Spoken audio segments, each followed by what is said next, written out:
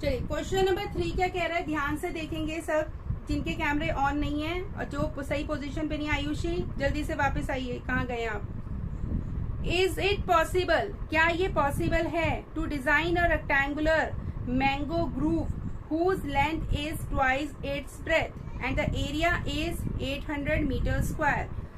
If so, अगर possible है then find the value of length and breadth। चलिए इस क्वेश्चन को करते हैं। तो सबसे पहले एक काम करते हैं, हम एक काम करते हैं, एक रेक्टेंगुलर मैंगो ग्रूव बना लेते हैं, ठीक है। देखा जाए तो I am comparing my length with the bread से कंपेयर कर रही हूँ, तो इसका मतलब ब्रेड को लेट करते हैं। तो यहाँ पे लिखेंगे let the breadth is equal to X metre, ठीक है। Now according to the question its length is equal to, length क्या है, twice its breadth, twice means दुगनी, means 2x। Now area, it is given that area is equal to 800 meter square. Now you know that area of rectangle, area of rectangle क्या होता है भाई, what is the area of the rectangle, length multiply by breadth। चलिए length आप लोग जानते हैं, length कितनी है x 2x, ब्रेड कितनी है x, मल्टीप्लाई करके क्या आंसर आएगा 2x स्क्वायर, ठीक है।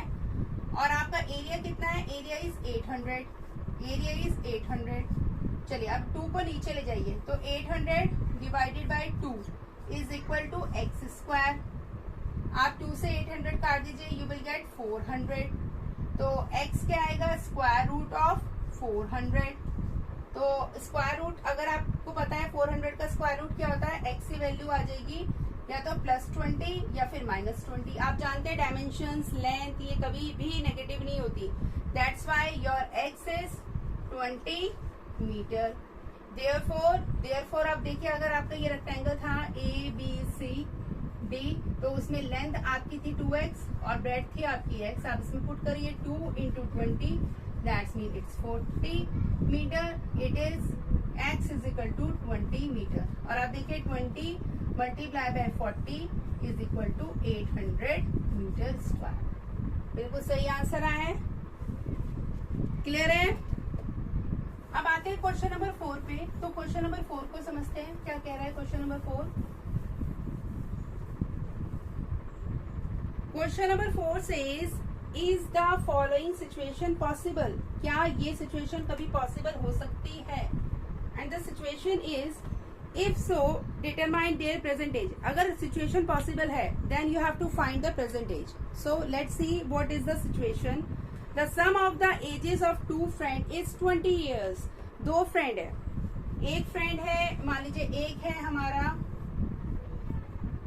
राम और एक है हमारा श्याम, RNS, ठीक है।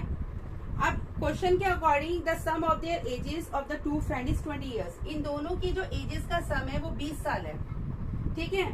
नाउ 4 years अगो, आज से 4 साल पहले the product of their edges in years was 48। और आज से 4 साल पहले जो इनकी एजेस का प्रोडक्ट था वो किसके बराबर था, 48 के बराबर। चलिए तो शुरू करते हैं। Let the age of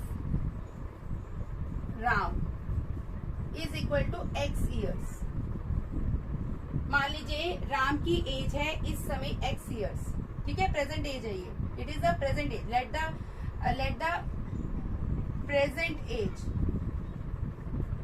now अगर प्रेजेंट एज x years है और इनकी एज का सम 20 years है, तो नाउ द प्रेजेंट एज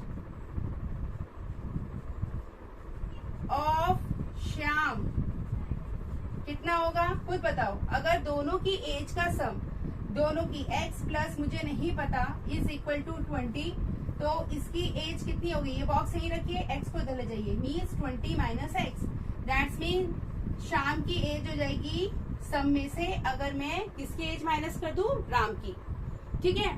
चलिए now ATQ according to the question. अब आज से 4 साल पहले चलते हैं। Now 4 years ago, Ram age was कितनी थी भाई? माइनस करोगे x माइनस 4, जितने साल पीछे जाओगे उतनी एज आपको माइनस करनी पड़ेगी। अंडरस्टूड है? अगर 4 साल बाद की पहले की बात कर रहे हैं तो ऑब्वियस है 4 साल कम हो जाएंगे इससे, ईयर्स। नाउ शाम की एज देख लेते हैं। शाम एज वॉज, शाम की एज क्या होगी बेटा? 20 माइनस x माइनस 4 ईयर्स। तो इसको थोड़ा सा सॉल्व कर लेते हैं। 20 में से 4 जाएगा, 16 माइनस x ईयर्स। पहले आप मुझे ये बताइए, जितने भी बच्चे अभी बोर्ड से उतार रहे हैं, सिर्फ वो कॉपी कर रही हैं? They are also understanding this question, what I want to explain in this question. मैंने 2 बच्चे ले लिए, एक का नाम था राम और एक का नाम था श्याम। अब क्वेश्चन में बोला राम और श्याम दोनों दोस्तों की एज को अगर ऐड कर दो तो 20 साल के बराबर है। अब उसमें से मैंने एक दोस्त की एज को ऐड कर लिया कि राम की एज थी x ईयर्स, तो नेचुरली ये शाम की एज कितनी होनी चाहिए? जो टोटल सम है उसमें से मैं राम की एज को माइनस कर दूं। ठीक है? कैसे करा, कैसे समझा? मान लो इसे y मान लेते हैं, फॉर द टाइम बीइंग हम इसको y मान लेते हैं। तो मेरी y की वैल्यू क्या आएगी? y की वैल्यू आएगी 20 माइनस x। तो इसका मतलब y की वैल्यू, y क्या है? 20 माइनस x। और एक चीज और है, अब आप बोलोगे मैम आप y रख लेते। भाई मैं y नहीं रख सकती, बिकॉज क्वाड्रेटिक इक्वेशन में एक ही वेरिएबल चलता है। मुझे एक ही वेरिएबल में इक्वेशन फ्रेम करनी है, इसलिए मैं y नहीं ले सकती। अगर y लूंगी तो 2 वेरिएबल्स आ जाएंगे और क्वाड्रेटिक इक्वेशन नहीं बन पाएगी। 1 वेरिएबल में बनेगी ना, ax square plus bx plus c। अब क्वेश्चन के अकॉर्डिंग आज से 4 साल पहले की बात करते हैं, तो राम की एज में से 4 साल कम हो जाएंगे, x माइनस 4। शाम की एज की अगर बात करें तो जो प्रेजेंट एज है उसमें से 4 साल माइनस कर दिया। अब 20 और 4 ये दोनों क्या है? हमारे इंटीजर्स हैं। इन दोनों को मैंने सॉल्व कर लिया, 16 माइनस x। ठीक है, चलिए अब करते हैं क्वेश्चन की शुरुआत, आंसर की शुरुआत। तो product of their ages means इनकी एजेस का product means x minus 4 multiply by 16 minus x is equal to 48। Solve करिए, पहले x को मल्टीप्लाई करिए 16 माइनस x से, तो कैसे होगा? x bracket start 16 minus x, ठीक है, फिर माइनस 4, फिर ब्रैकेट स्टार्ट 16 माइनस x। ये binomial gets multiply by binomial, 2 binomial एक साथ मल्टीप्लाई हो रहे हैं। और ये जो सारी चीजें हम ऑलरेडी पढ़ के आ चुके हैं, हमने 7th क्लास में पढ़ा। Binomial gets multiply by binomial किसमें पढ़ा था? अलजेब्रिक एक्सप्रेशन एक चैप्टर था आपका 7th क्लास में, उसमें हमें पढ़ाया गया था। ठीक है, चलिए तो अब इसको कैसे सॉल्व करेंगे? करिए सॉल्व। तो सॉल्व करके क्या आंसर आएगा? 16x minus x square minus 16 की मल्टीप्लाई 4 से करिए, 6 4 जा 24 2 64, 6 4 जा 24 2 64। ठीक है, तो ये आ गया माइनस का 64 और ये आ जाएगा प्लस का 4x इज इक्वल टू 48। चलिए सॉल्व कर लीजिए। तो ये आएगा माइनस का x स्क्वायर, ये प्लस का 16x है, ये प्लस का 4x है। ऐड करेंगे प्लस का 20x। ठीक है, अब एक काम करिए, इसको इधर ले जाइए, इसको इधर ले जाएंगे तो माइनस में हो जाएगा। 4 और 8 को ऐड करेंगे तो 12 1 10 11 112, वो भी किसका आएगा? माइनस का, इज इक्वल टू 0। अब यहाँ से माइनस साइन कॉमन ले लीजिए। Once you take the minus sign common then the equation converted in this form, x square plus 20x sorry minus 20x plus 112 is equal to 0। ठीक है, step आपको ना समझ में आए, जो स्टेप आपको क्लियर ना हो तो इसी पॉइंट पे पूछना प्लीज। पेपर से टेस्ट से पहले कभी ये मत कहना कि मैम हमको समझ नहीं आता, तो बड़ा ही वो खराब मूवमेंट होता है, एम्बैरेसिंग मूवमेंट होता है कि मेहनत करो और उसके बाद बच्चा 1 मिनट में मुंह खोल के कह देता हमें तो मैम समझ नहीं आया। कोई भी पॉइंट समझ नहीं आ रहा, कैसे इक्वेशन फ्रेम करी जा रही है, क्यों मल्टीप्लाई किया है, क्यों माइनस किया, आप यही पूछ लो। Is it clear? Should I move forward, ये यहीं पे अभी रहूं? चलिए, अब इतनी चीज तो आपको पता ही है कि कैसे इसके फैक्टराइजेशन करते हैं, ये भी मैं सिखाऊंगी। इसकी फैक्टराइजेशन मैं सिखाऊं या आप खुद कर सकते हो? नाउ यू आर, चलो जल्दी से फैक्टराइज करो, इसमें तो माहिर हो तुम, जल्दी से करो। आयुषी जल्दी करो, फैक्टराइज करो। Gargi do it very fast but correctly. 112 time factorisation कर लो। 2 5 6 2 8 2 1 4 2 7 7 1, ये आ रहा है। अब आपको होता है -20 आना चाहिए और यहाँ पे प्लस आ रहा है, इसका मतलब दोनों जो वैल्यूज है वो दोनों नेगेटिव में होनी चाहिए। तो कैसे आएगा? 2 2 जा 4 4 2 जा 8 और 7 2 जा 14, 14 + 8 20, नहीं आएगा। 2 2 जा 4 4 2 जा 8 7 2 जा 14, नहीं आ रहा।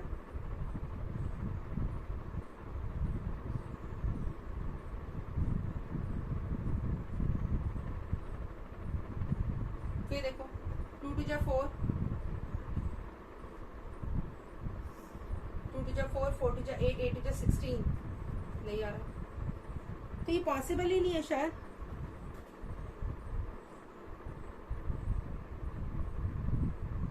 Is this possible? क्या हम फैक्टराइज कर पाएंगे 112 को? देखो 2 2 जा 4 4 2 जा 8 8 2 जा 16 और 7 नहीं। 2 2 जा 4 4 2 जा 8 8 और 14 14 और 8 आएगा 22 और आ ही नहीं रहा है। 7 2 जा 14 14 2 जा 28, नहीं आएगा। ये तो सिचुएशन पॉसिबल ही नहीं है। जरा पीछे आंसर देखो, आप आंसर चेक करो। Is this situation is possible? According to me this situation is not possible as I am not getting the factorisation of this equation, I am not getting the roots, I am not getting the solution. No है ना, क्योंकि मुझे मिल ही नहीं पा रहा। अब देखो खुद ही देखो, मैंने यहाँ पे प्राइम फैक्टराइजेशन निकाला पर कोई भी पेयर अप होके ऐसा आ ही नहीं रहा कि 20 आ जाए। तो इसका मतलब मैं यहाँ पे लिखूंगी no, since this is the sign for since not getting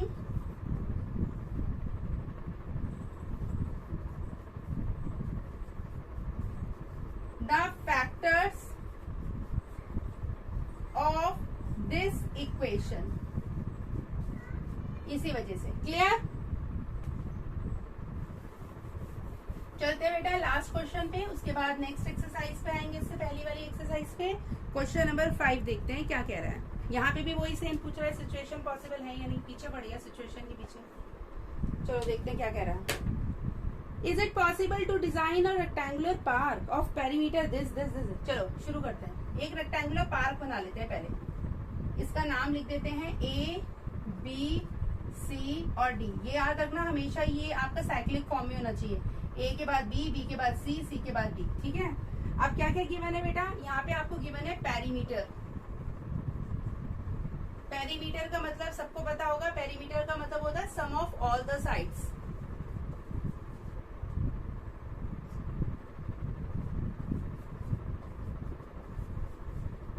तो वो कितना दे रखा है बेटा? 80 मीटर।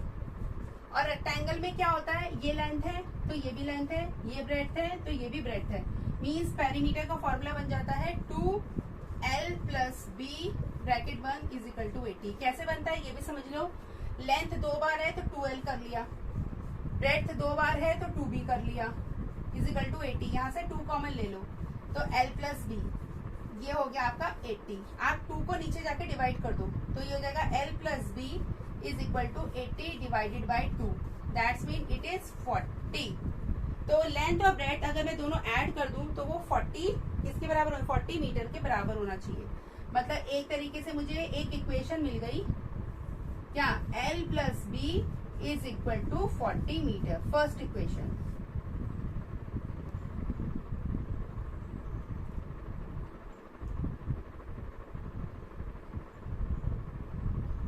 ठीक है।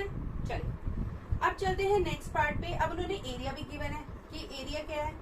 एरिया आपको दे रखा है 400 मीटर स्क्वायर।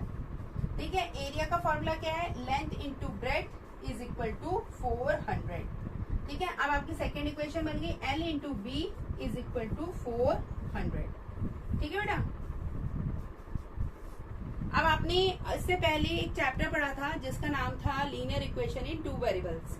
यहाँ पे भी आपको लगभग 2 वेरिएबल नजर आ रहे हैं, एक लेंथ और एक ब्रेड्थ। ठीक है। चलिए अब एक काम करते हैं, हम यहाँ से एक वेरिएबल की वैल्यू को निकालकर दूसरे इक्वेशन में पुट कर लेते हैं। मैं यहाँ से निकाल लेती हूँ लेंथ की वैल्यू। लेंथ क्या हो जाएगा बेटा 40 माइनस बी। क्यों हो जाएगा? क्योंकि मैं बी को इस साइड ले गई हूँ, प्लस का साइन माइनस हो गया, लेंथ की वैल्यू आ गई 40 माइनस बी। ठीक है, अब मैंने फर्स्ट इक्वेशन से ये वैल्यू निकाली है, तो नेचुरली है मैं इसे सेकंड में पुट करूंगी। कभी भी ये गलती मत करना अपनी लाइफ में कि आप क्या करेंगे, जिस इक्वेशन से आप वैल्यू को निकालें, बहुत बच्चे करते हैं, जिस इक्वेशन से वैल्यूज को निकालते हैं उसी इक्वेशन में पुट कर देते हैं और फिर रोने पीटने लग जाएंगे, मैडम हमारी तो वैल्यू ही नहीं आ रही, मैम देख लो, मैम ये बात चेक कर लो। भाई एक में से निकाल के दूसरे में पुट करोगे ना, भाई इसमें से निकाली तो दूसरे में पुट कर दो, क्या बात है। लेंथ की जगह रख दो 40 माइनस बी, तो 40 minus b multiply by b is equal to 400, so that you will form a quadratic equation. करो, बी की मल्टीप्लाई 40 से करो 40b, बी की मल्टीप्लाई माइनस बी से करो minus b square is equal to 400। Frame a quadratic equation in a standard form. तो मैं क्या काम करूंगी, मैं इन सबको उठा के इस साइड ले जाती हूँ, सो दैट मुझे बी यहाँ पे बी स्क्वायर मुझे पॉजिटिव मिल जाए। तो हो जाएगा बी स्क्वायर माइनस का 40b प्लस का 400 इज इक्वल टू 0। ठीक है, क्लियर है? चलिए, अब आपको पता है 400 चाहिए और बीच में 40 है। देखो मुझे पता है 20 इंटू 20 400 होता है, तो ये तो मुझे पता था, इसलिए मैंने ज्यादा टाइम वेस्ट नहीं करा, इसे कर दिया 20b, इसको भी कर दिया 20b और यहाँ पे लिख दिया 400। दोनों आपके नेगेटिव में है, आप देखो दोनों नेगेटिव वैल्यूज को जोड़ोगे तो आपको 40 भी मिल जाएगा माइनस का, और जब आप इन दोनों को प्रोडक्ट फॉर्म में लाओगे तो आपको प्लस का 400 बी स्क्वायर मिल जाएगा, जो हमें चाहिए। मैं यहाँ से पेयर अप कर लेती हूँ, बी कॉमन लेके b माइनस 20 कर लेती हूँ। अब यहाँ पे माइनस है और यहाँ पे प्लस है, तो माइनस का साइन कॉमन ले लूंगी, ठीक है, 20 कॉमन ले लूंगी। नहीं दिख रहा? तो बेटा यहाँ पे मैंने इसको फैक्टराइज किया, देखो आप खुद भी कर सकते हो, बार बार मेरी जरूरत नहीं पड़ेगी आपको, आप खुद कर सकते हो। 400 का टाइम फैक्टराइजेशन करोगे, या फिर आपको पता है 400 कब आता है, 20 जा 400 और 20 और 20 को ऐड करोगे तो 40 आ जाएगा, और वो भी दोनों नेगेटिव होने चाहिए। मैंने ऐसे ही किया, यहाँ से एक बन गया b माइनस 20, दूसरा भी बन गया b माइनस 20। ठीक है, तो b minus 20 is equal to 0, b minus 20 is equal to 0। तो b की वैल्यू क्या आ गई 20, दूसरे b की वैल्यू भी 20 आ गई। तो इसका मतलब अगर b की वैल्यू 20 आ गई तो आप इस इक्वेशन में जिसमें मन करे फर्स्ट इस वाली इक्वेशन में पुट कर लो। ठीक है, l is equal to 40 minus b, तो इसका मतलब l हो जाएगा आपका 40 माइनस 20, दैट्स मीन 20। इसका मतलब लेंथ भी आपकी 20 है और ब्रेड्थ भी आपकी 20 है, क्योंकि 20 मल्टीप्लाई बाय 20 करके आपको एरिया मिलेगा 400 मीटर स्क्वायर। तो इसका मतलब yes this rectangular park is possible, yes this rectangular park is possible with this dimension, yes this is possible situation।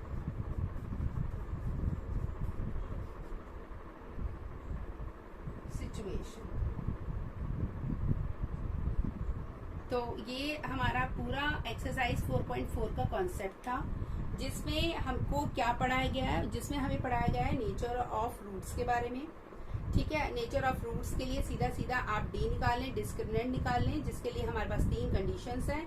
D या तो 0 के बराबर हो, डी या लेस देन हो, D greater than 0, D should be less than 0, D should be greater than 0, D should be equal to 0। तो अगर इस तरह की कोई भी कंडीशन आती है तो आपके पास क्या है, नेचर ऑफ रूट्स आपको गिवन है, आप वो लगा दीजिए।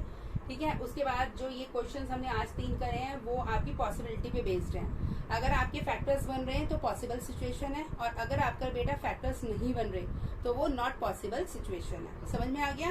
और फैक्टर्स कैसे बनते हैं, फैक्टर्स ऐसे बनते हैं, ये फैक्टर्स अगर बन पा रहे हैं, मतलब इसकी फैक्टर्स का मतलब समझ लो, इसकी स्प्लिटिंग अगर हो पा रही है, अगर ये स्प्लिट कर पा रहा है, अगर ये टूट पा रहा है तो फैक्टर्स बन जाएंगे, और अगर ये स्प्लिट ही नहीं कर पा रहा तो फैक्टर्स बनेंगे नहीं। तो अगर ऐसी सिचुएशन आपके सामने आती है तो आपको सिर्फ नो या यस लिखना है, कि आप लिखना yes this is possible situation because you got the value of what you got the value of the variables जो आपने यहाँ पे लेट करे। ठीक है, चलिए अब फटाफट आ जाइए एक्सरसाइज 4.3 पे। मैं आज इंट्रोडक्शन दे रही हूँ आपको, बहुत इंपॉर्टेंट टॉपिक है। मुझे नहीं पता ये एलिमिनेटेड पार्ट है या नहीं है, बट मैं आपको ये जरूर पढ़ाऊंगी क्योंकि आगे फ्यूचर में ये आपको काम आएगा। ठीक है, मेरे तरफ से कुछ भी एलिमिनेशन नहीं है बोर्ड के लिए। We are moving back to exercise 4.3। ठीक है, डाल लीजिए एक्सरसाइज 4.3 और हमारा जो मेथड है जो मैं आज आपको समझा रही हूँ, concept behind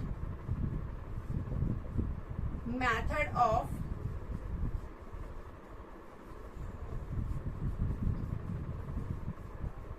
completing the square.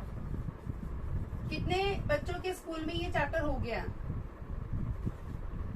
Method of completing the square. बेटा कॉन्सेप्ट में आज आपको सिर्फ कॉन्सेप्ट समझाऊंगी, आप देखना आप बहुत ही जल्दी इस कॉन्सेप्ट को समझ जाओगे। कंप्लीटिंग का मतलब होता है पूरा करना। ठीक है, अब देखो क्या है हमारे साथ प्रॉब्लम क्या आई है। एक इक्वेशन गिवन है 3x square minus 5x plus 2 is equal to 0।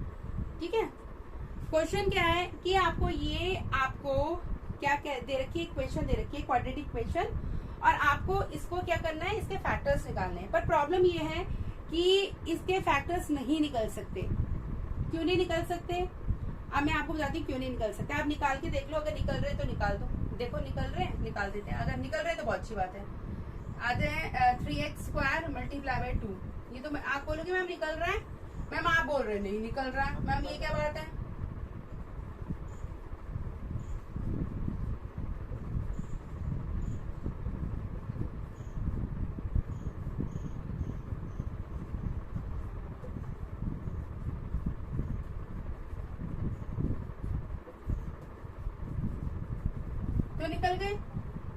तो निकल गए मैम।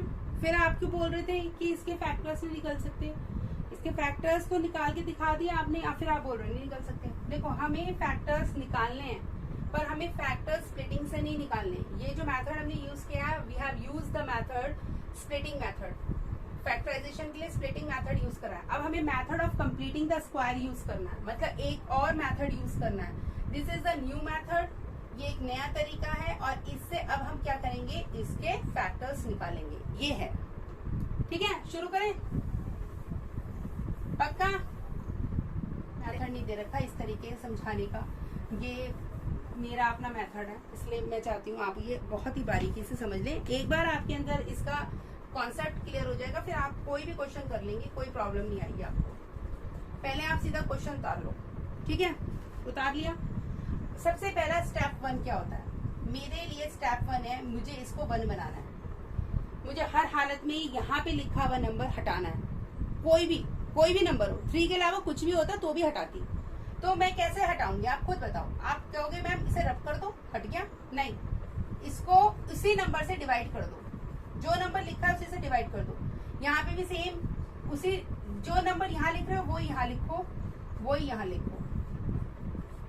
3 से 3 काट दो तो आएगा x square minus 5/3 x plus 2/3। ठीक है, ये समझ में आ गया। अब एक शॉर्टकट तरीका है, वो शॉर्टकट तरीका क्या कहता है समझो।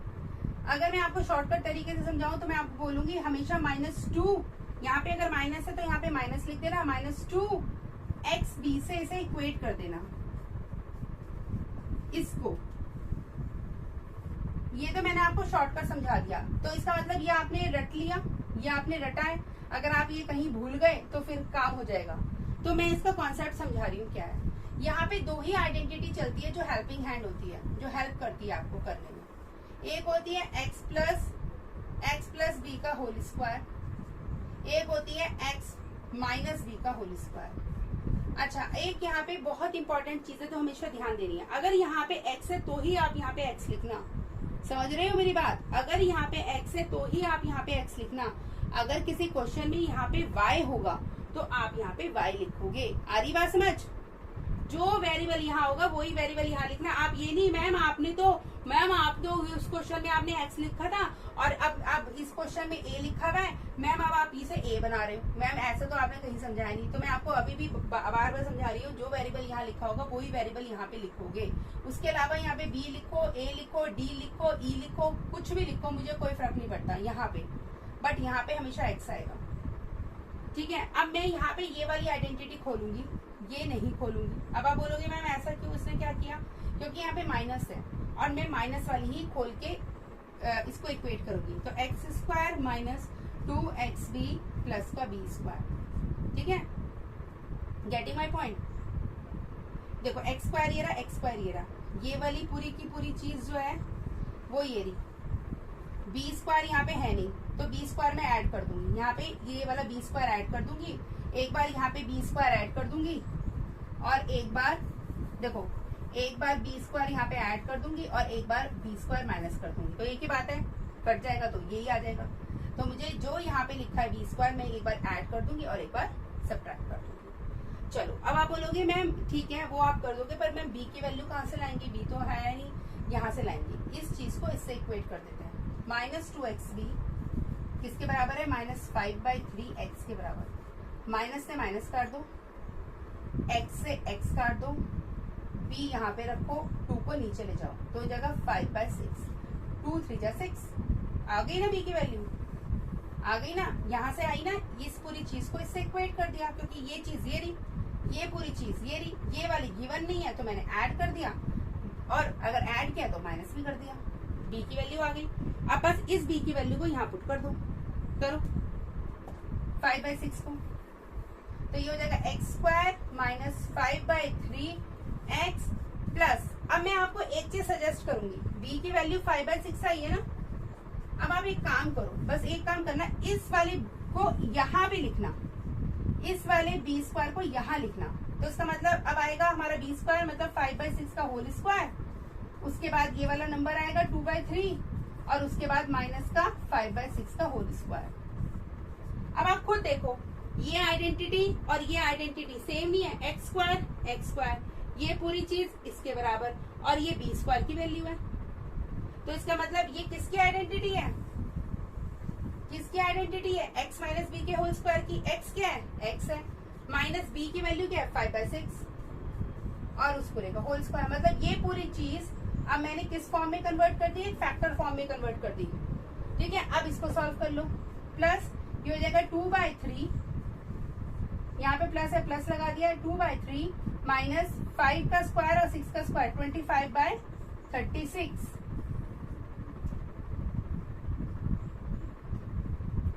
सॉल्व करोगे तो यहाँ पे क्या आना चाहिए? यहाँ पे एलसीएम आना चाहिए। मैं यहाँ पे हटा रही हूँ बेटा क्योंकि जगह नहीं है। तो यहाँ पे आपका एलसीएम जब आएगा तो क्या आना चाहिए? 3 और 36 का एलसीएम आएगा 36। 3 अगर यहाँ पे डिनोमिनेटर में है तो आपको पता है 36 कब आएगा? 12 3 जा 36, तो 12 2 जा 24 माइनस यहाँ पे 25 ब्रैकेट बंद। ठीक है, और यहाँ पे ये चीज आप ऑलरेडी लिख दो पहले, और ये प्लस का निशान है, इज इक्वल टू 0। ठीक है, अब देखो कैसे करेंगे।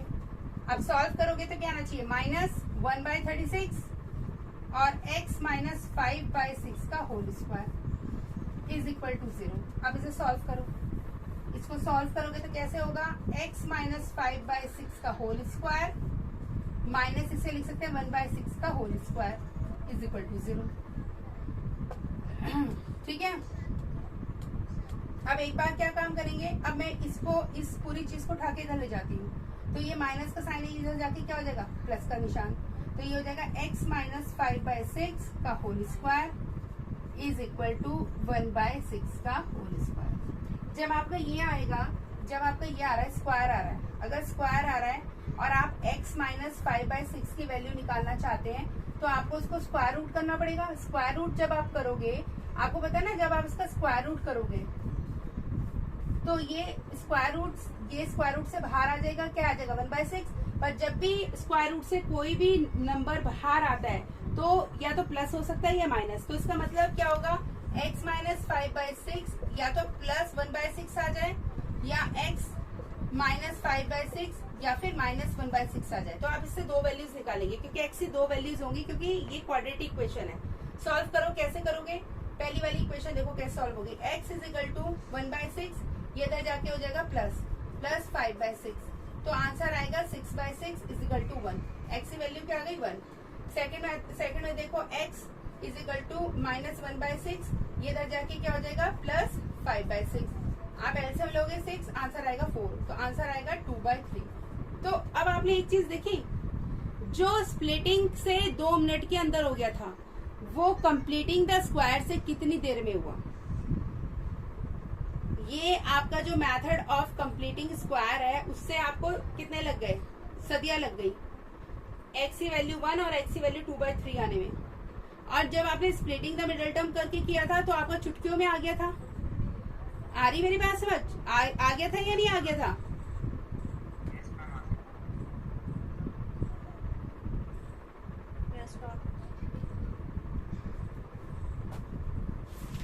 तो अब आपको कैसा लगा? How you are feeling right now?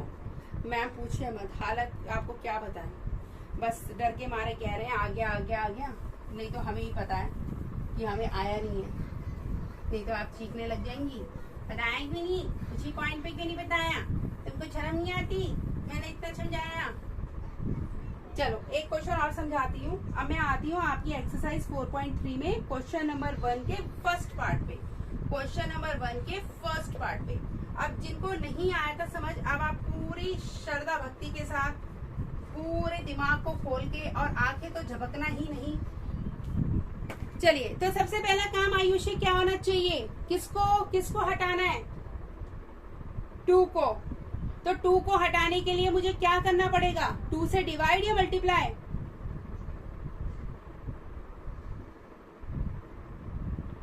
ना अभी कॉपी में देख रहे हैं पीछे।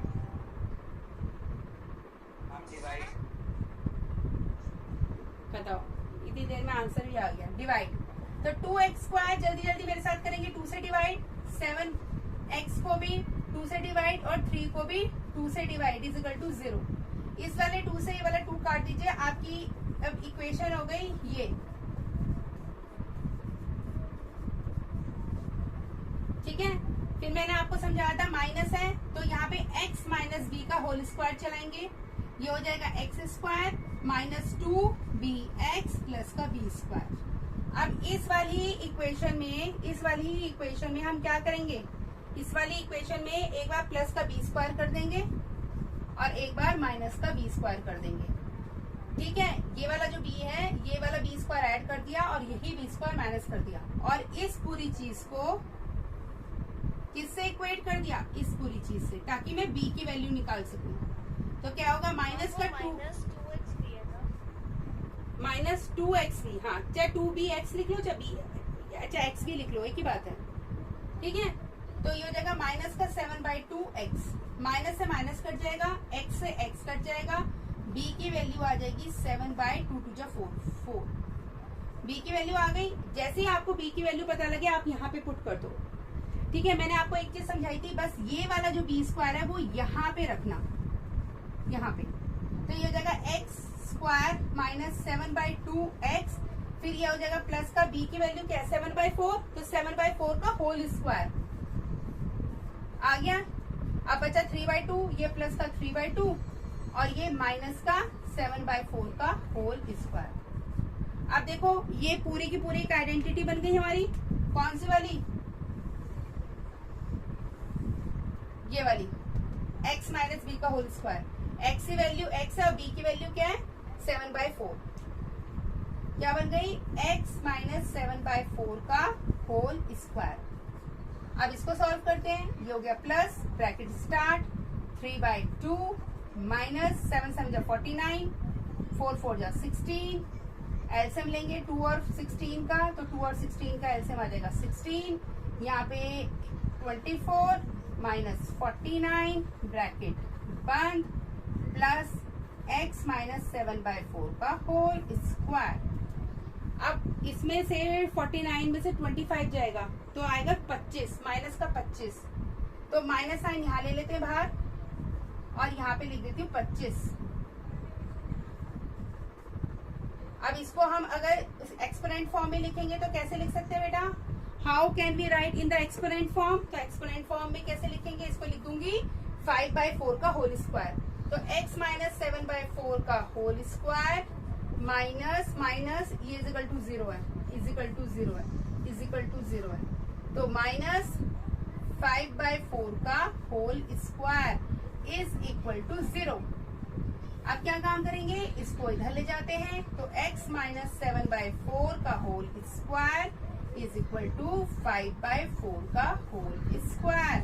अब आपको पता है जब आप इसका स्क्वायर रूट निकालेंगे, इसका स्क्वायर रूट निकालेंगे तो एक वैल्यू प्लस में आएगी और एक माइनस में। देखो कैसे, जब x square is equal to 25 होता है, जब एक्स की वैल्यू क्या होती है? Under root 25। तो एक्स की वैल्यू या तो +5 आ जाए या -5, ऐसे ही होता है। तो same here we are doing the same thing. x minus 7/4 is equal to +5/4 आ सकती है, और एक बार x माइनस 7/4 -5/4 आ सकती है। अब आप सॉल्व कर लें, -7/4 को इधर ले जाएंगे तो क्या आएगा answer? x is equal to 5/4 plus 7/4। 4 is the LCM, 12 is the numerator. Now we are getting 3. Here also what we are getting? X is equal to minus का 5/4 plus का 7/4. 4 is the LCM, 7/2, 1/2 is the value. जल्दी बताओ कितना % समझ में आया?